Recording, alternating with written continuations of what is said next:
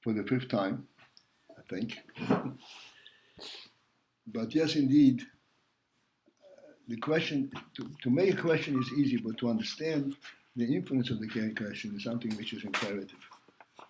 For that we need to repeat it and repeat it until it makes sense. Yes, it is a valid question.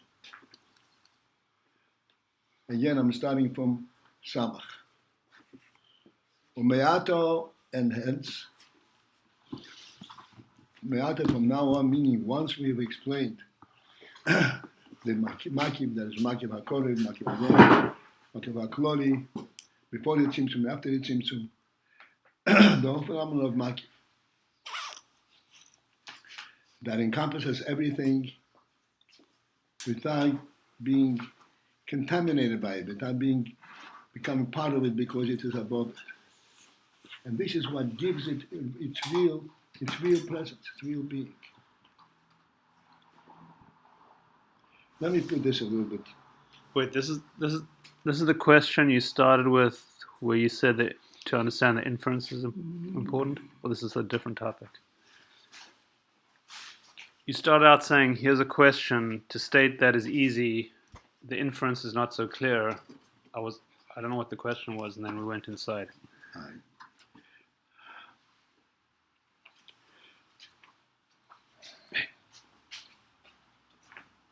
Let me start all again. Let me introduce the Chassidus to you, even though we're learning Chassidus for a long time. Chassidus needs to be introduced to us.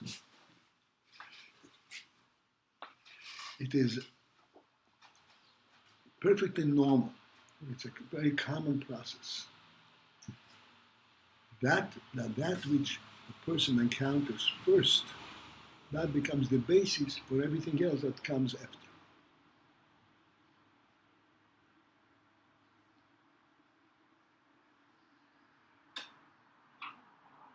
And what does a person encounter first? When he opens his eyes, when he tries to orient himself, what does he encounter first?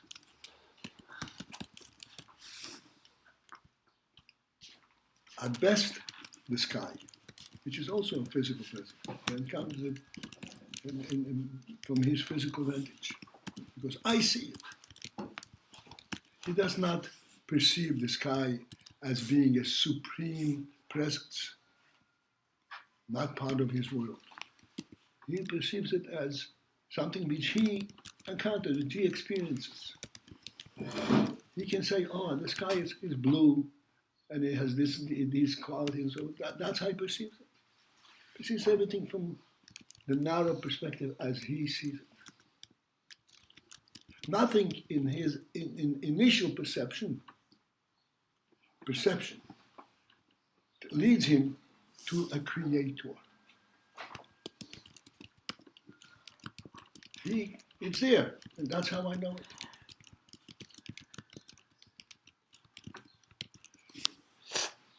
The creator concept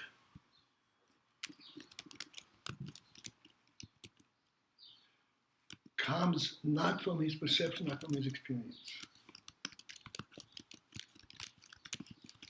This is his own initial reality. He can't even identify it.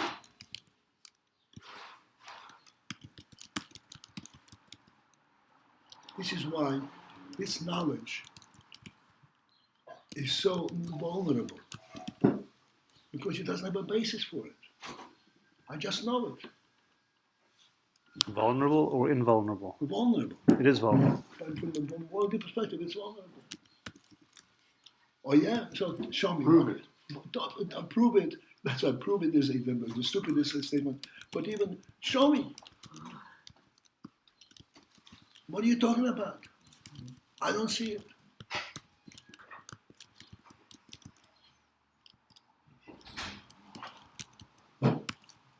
On the other hand, it's more innate than his perception or experience. It's totally innate, but the person doesn't trust himself that way. Mm-hmm.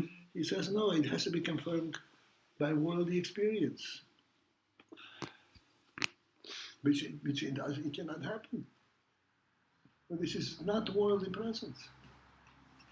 It's the Creator's presence. The Creator is above world, is outside of the world.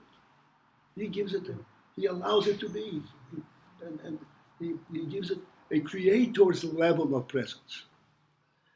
Creator's level of presence, we don't understand what that is. The only way we can relate to it is accepting it. And if we're not stupid and stubborn worldly creatures, we say, yes, indeed, I don't know where the world comes from. There's no way for me to know it.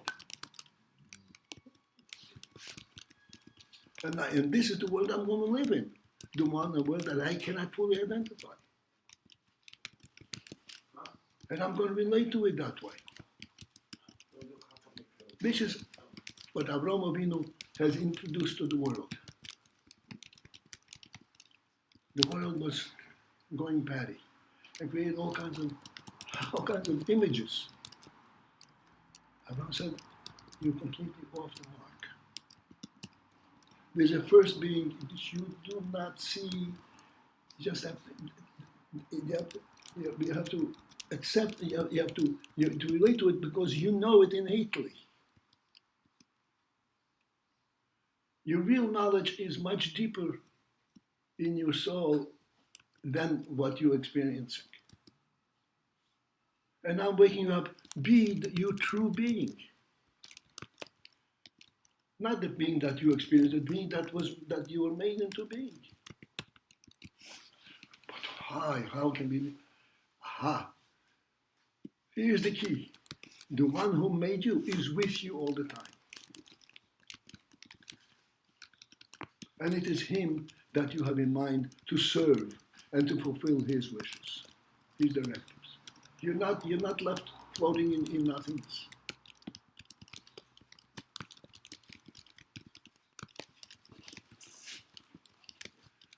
So yes, indeed, he made you a super being, but he also provided for you a process, a path, how you relate to him.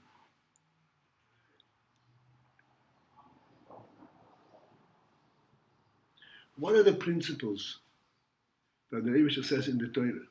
Avraham Avinu, Avraham, I love him. And him, I'm not going to keep any secrets from him. Why? Shucks.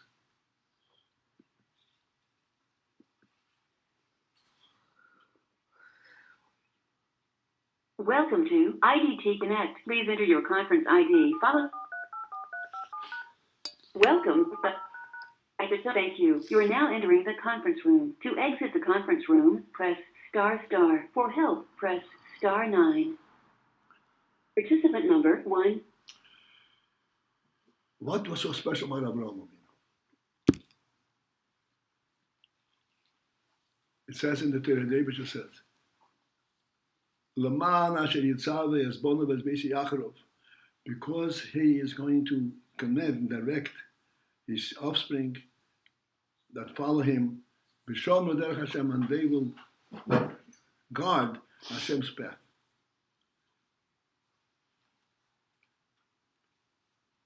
This is what Avraham stands for.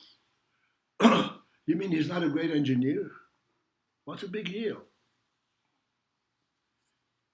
His Indian is that he tells the whole world, he identifies the world as a Mabish's creation, and that the world has to confirm, has to represent that reality.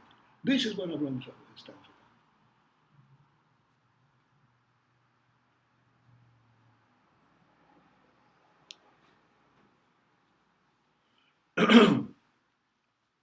This is the most profound piece of wisdom that we possess as human beings.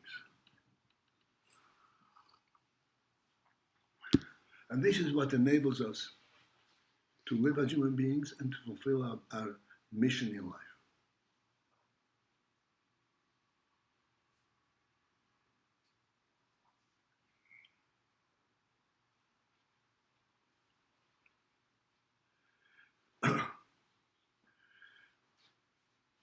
Chassidus addresses precisely this point.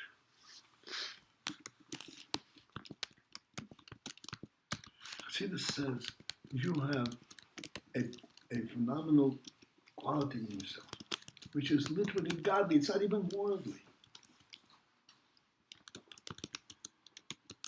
This is the most precious presence. This is what makes you be.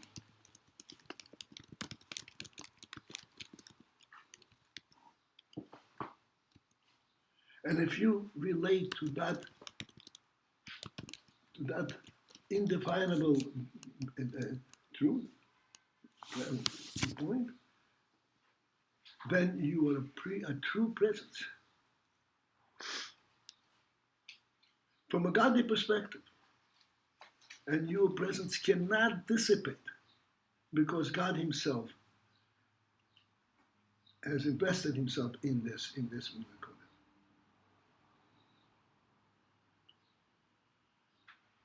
In this world and in the next, that reality will not dissipate.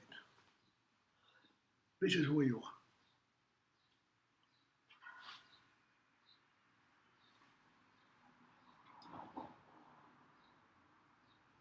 Therefore, since Hasidus is revealing and talking about this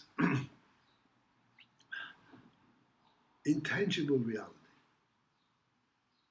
this reality which is provided from a higher source.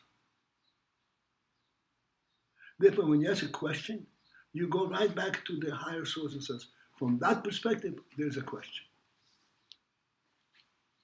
The question is not from my worldly experience, but from the perspective of where this all comes from, there's a question. And this is what the Rebbe says. The existence of the world, of the creation, the divine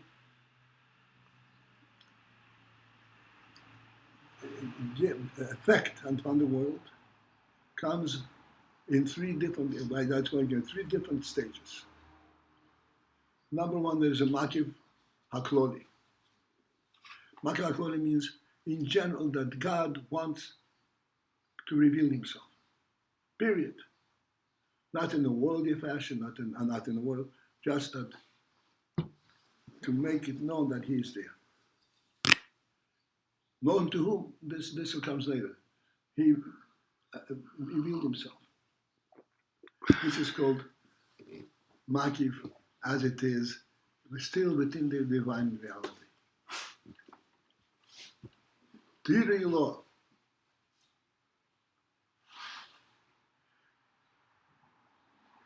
This identification, self-identification that Rebbe provided, this provides a basis for the next stage. That now, yes, indeed, I want to reveal myself, but I want to reveal myself in an environment that I will be known. In order to be known, there has to be a creature that will know me. That's the world.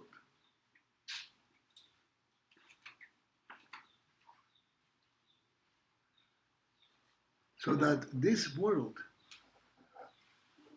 what is the origin of this world? The divine desire that He should be known. So therefore it is still within the divine reality. It's not a worldly thing, it's a divine. But this is already the second stage, which is called after the tzimtzum.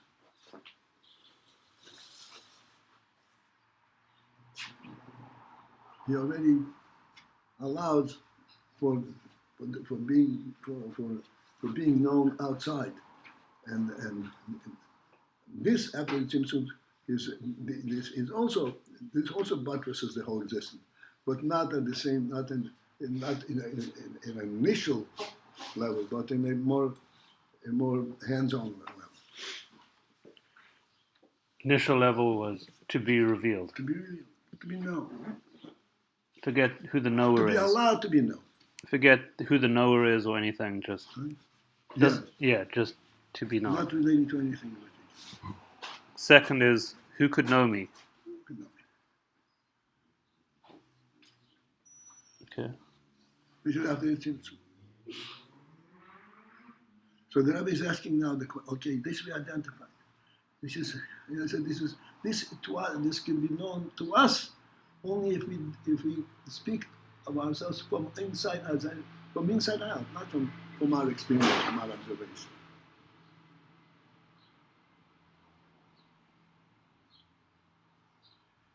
In order for us to speak at that level, from inside out, we have to find a certain purity in our own thinking process. I know, not because I found out, but because I'm a divine creation, that's how I know. He gives me this knowledge, the ability to know. If I know because I touch something, it's fine, but this is not what I'm talking about.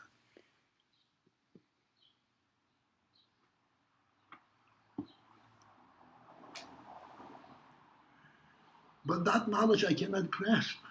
I cannot make it my own. That's right. That knowledge is what makes you his, not your own. And thus, you will continue everything that you all the knowledge that you accumulate thereafter as being his. So that anything that you encounter, I think I forget, everything that you encounter, how is that serve him?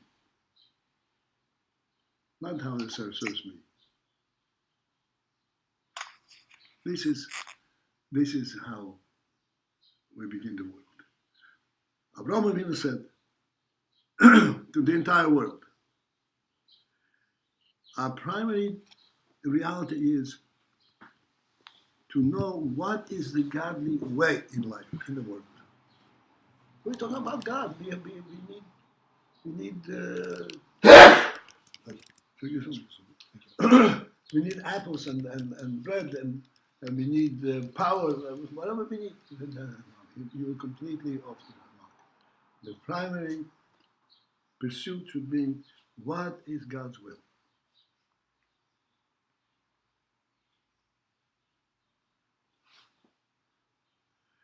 And you know something? You are capable of knowing what God's will is. If you dig deep down into the soul that He made, that you put into, you will be able to identify what is His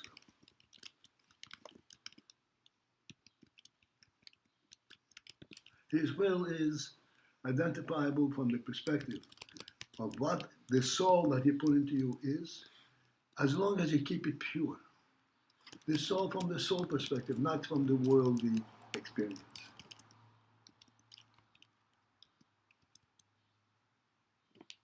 Your soul is supposed to identify the world is, not the world to identify what you are.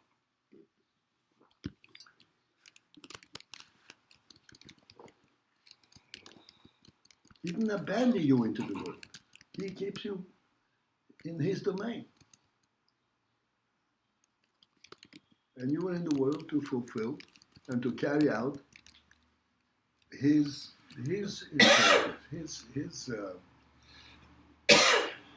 purposes.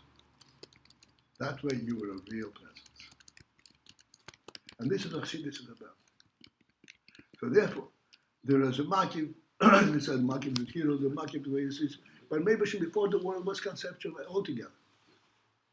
And then there is the Makiv that follows that, where after the Tzimtzum, with the Rebbe Shalom already began to think in terms of the world. These two Makivs have an effect, have an impact on the world that was subsequently created. What's the difference of the world? What preceded two generations before it was conceptualized? The world wants to know what I was made. How do I make a living?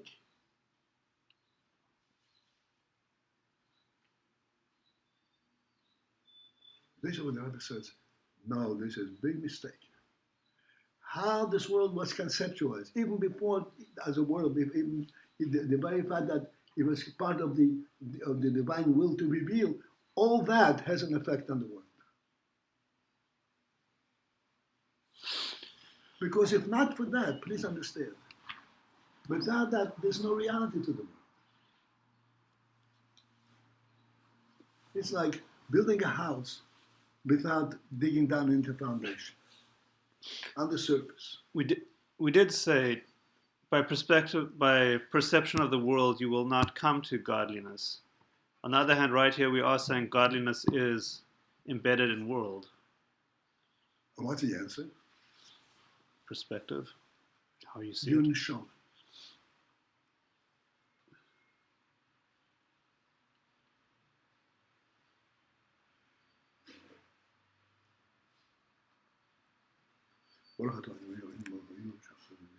Amen.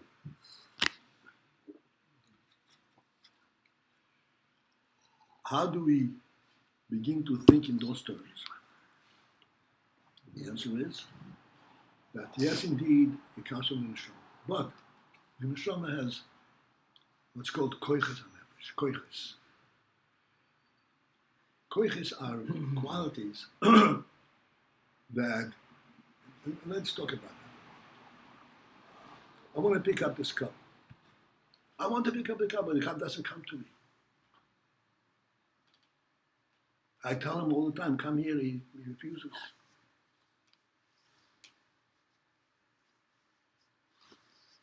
For this, Rebbe had created in the nefesh, in the human being,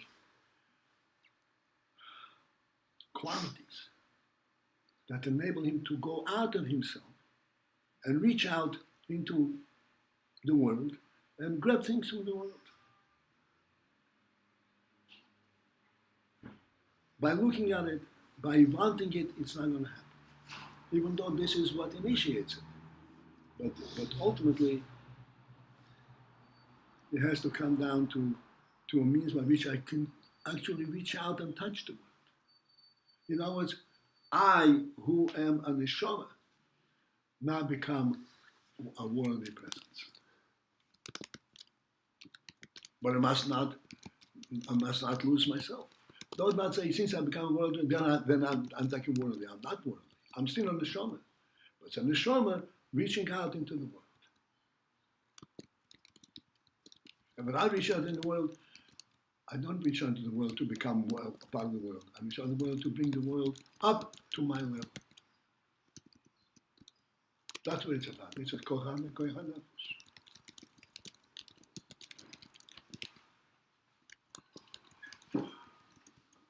These kochas have many, many levels, obviously. To start, I'm going to start from the lowest rank, so to speak.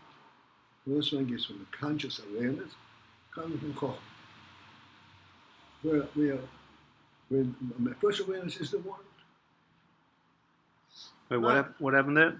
The lowest rank is Chochmah, which is awareness of world? But my first awareness is from the world. Why did you say lowest rank? Lowest rank within the Shama process. This is the lowest rank. This is the rank that identifies world. Because it's already within consciousness.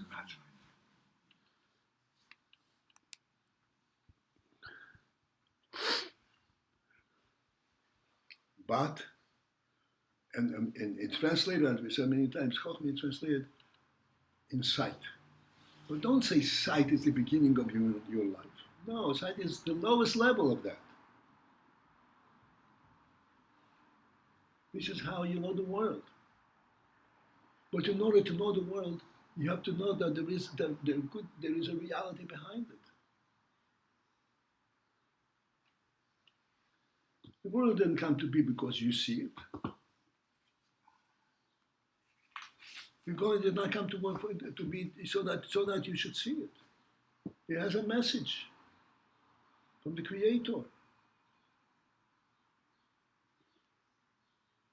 And this is what the Rebbe said. Avraham is very dear to me because his stance in life is completely different from what the world is that dictates. His stance in life, my offspring should know about God's way. God's way. How do you go through the world? To do righteousness and justice. The world says, are you stupid?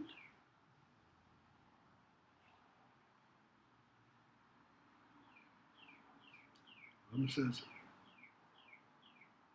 from a worldly perspective, I am. But I'm giving you a completely different definition of what you're seeing in the world. The reality of the world is not world. The reality of the world is the creator of the world. And that's what it's here about.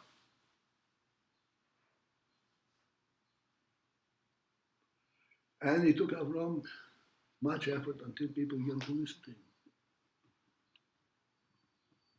And you know something?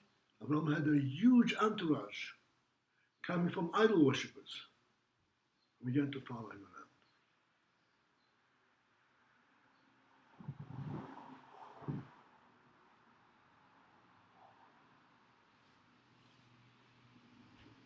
So it is from this perspective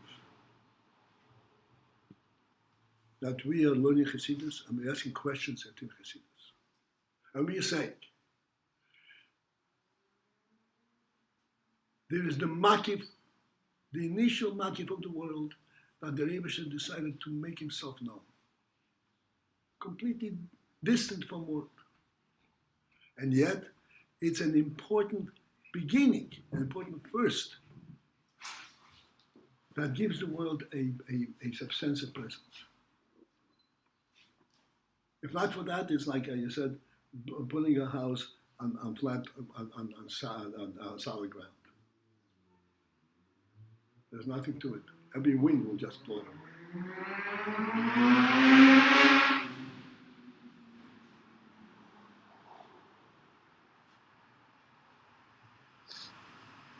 Within that realm itself, there are two levels. There is the source as it is, and the source also in the divine will. The divine will, thank you. The divine will that he should be known. That is an important step. Everything is just not because it exists, but because the Rebbe still wanted that he should be known.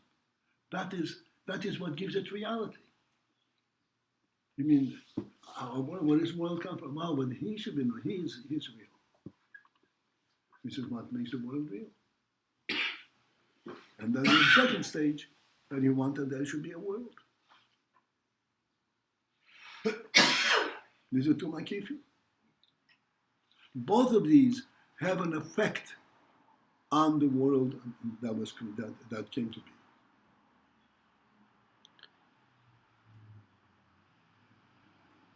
Both of these make the world real, and their foundation to the world. There's a yesod. The Rebbe says, it behooves us to identify the difference between the yesod that is built by the first makif and the yesod that is built by the second makif.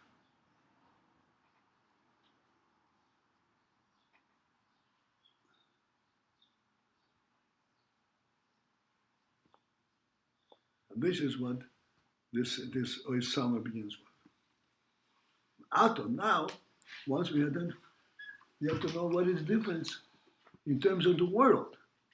It's a effect on the world. Whether that which comes from makif, the higher makif material, or makif that here in that door.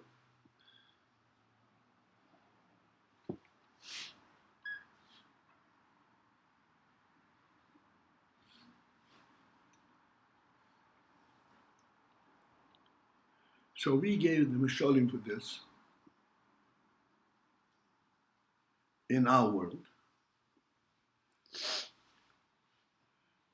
And we said like this. In a company, there are managers. Clearly, the managers have much effect on what happens in the company, on the floor.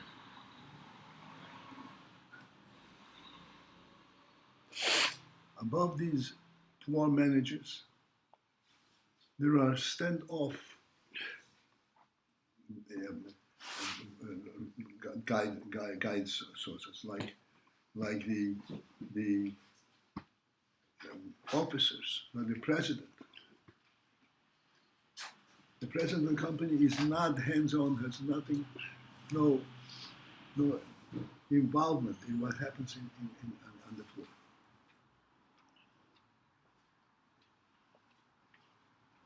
But you all understand, as we said many times, a company that has a president and does not have a president is a different company.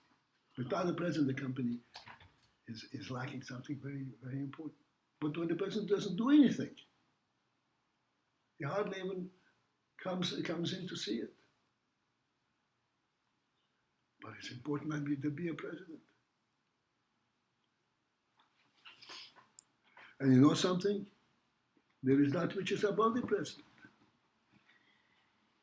There's the board. They are the ones who conceptualize the whole company. And they don't do anything for it. They just talk about it. And you know something? They are of great importance to the company. Within that group, there is what's called the chairman of the board. He is completely remote. He plays golf over there all day. But his presence is of utmost importance, to the extent without him, the company would dissipate into nothingness overnight. Not overnight, quickly. Imagine that if every officer in the company will go and grab his little piece that he is in control of and walk away with it. No one will know the difference. Like I said, I invite you to lunch, and you speak today, lunch, you go home. I gave you the lunch, okay, it's my lunch, I'm going home.